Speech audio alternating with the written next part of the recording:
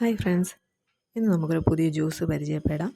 ഇന്ന് ഞാൻ എടുത്തേക്കുന്ന ഫ്രൂട്ട് എന്ന് പറയുന്നത് ഏത്തയ്ക്കയാണ്. ഏത്തയ്ക്കായും കൊണ്ടാണ് ഇന്നത്തെ ജ്യൂസ്. ഞാൻ പിന്നെ എടുത്തേക്കുന്നത് നമ്മുടെ കപ്പലണ്ടിയാണ്. അത് ഞാൻ ഇച്ചിരി വെള്ളത്തിൽ കുതിർത്ത് വെച്ചിട്ടുണ്ട്. പിന്നെ വേണ്ടത് തേന്. ഞാനിവിടെ എടുത്തേക്കുന്നത് ചെറുതേനാണ്. പിന്നെ ഒരു മിക്സിയുടെ ജാറ് വേണം ഇതെല്ലാം കൂടെ ബ്ലെൻഡ് ചെയ്തെടുക്കാൻ വേണ്ടി.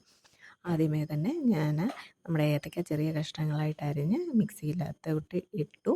അതേപോലെ തന്നെ ഞാൻ വെള്ളത്തിൽ കുതിർത്ത് വെച്ചിരുന്ന കപ്പലണ്ടി അത് ഞാൻ അതിൻ്റെ അകത്ത് ആഡ് ചെയ്തു. അതേപോലെ തന്നെ ചെറുതേന് എനിക്ക് ഉള്ളത് ചെറുതേനായതുകൊണ്ടാണ് ഞാനത് ചെറുതേൻ എടുത്തത്.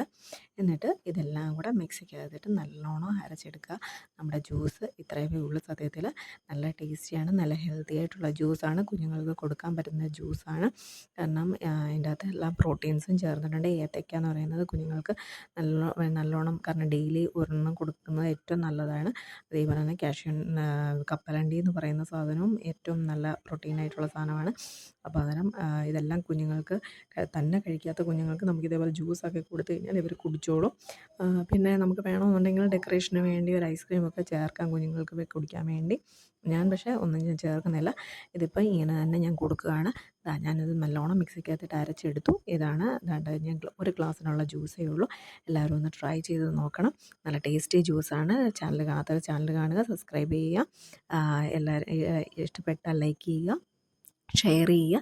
എല്ലാവരും ഒന്ന് ട്രൈ ചെയ്ത് നോക്കുക. Thank you.